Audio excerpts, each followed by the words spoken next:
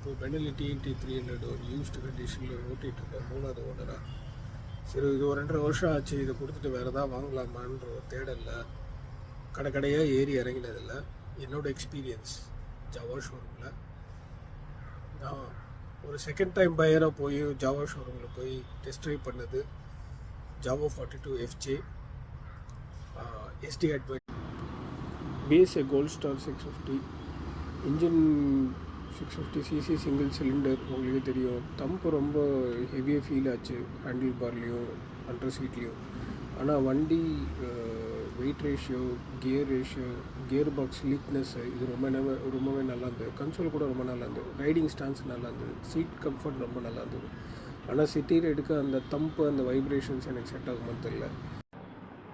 Java FJ 42 வந்து இப்போது 4வது 5வது ஐட்ரேஷன் நினைக்கிறேன். ஃபிட் அண்ட் ஃபினிஷ் ரொம்பவே நல்லாயிருக்கு. கலர் ஸ்கீம் ரொம்ப நல்லாயிருக்கு. எனக்கு பிடிச்சது அரோரா க்ரீன், அலாய் வீல்ஸு, அப்புறம் இந்த சிஎட் ஜூம் டயர்ஸ் ரொம்பவே நல்லா இருந்தது பார்க்கறதுக்கு. ஆனால் வண்டி ஓட்டுறச்சே நான் ப்ரீவியஸாக ஜாவா 42 ஓன் பண்ணியிருந்தேன். ஆனால் இது கம்பேர் பண்ணுறச்சே ஃபிட் அண்ட் ஃபினிஷில் நல்லாயிருக்கு.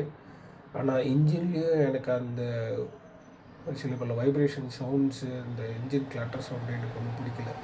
ஸோ அது ஒரு ரைடிங் எக்ஸ்பீரியன்ஸ் ஒரு ப்ளஷராக எனக்கு கொடுக்கல. So I move on to SD Adventure.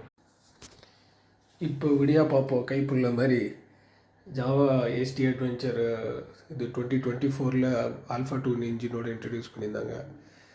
வண்டி ஸ்டாண்ட்ஸ் ரொம்ப நல்லாயிருக்கு. Again colour scheme, paint, finish, fit and finish ரொம்பவே நல்லாயிருக்கு. எனக்கு பிடிச்ச கலர் போலார் கிளேஷியர் ஒயிட்டும் கிரே உல்ஃப் கிரே அப்படின்னு சொல்கிற colour.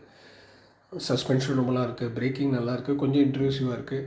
Riding stance, wait ratio, gear ஸ்லீக்னஸ் எல்லாமே ரொம்ப எனக்கு ஜாவா ஷோரூம்லேயே அத்தனை வண்டி டெஸ்ட் ரைட் பண்ணதுலேயே எனக்கு பிடிச்சது SD Adventure.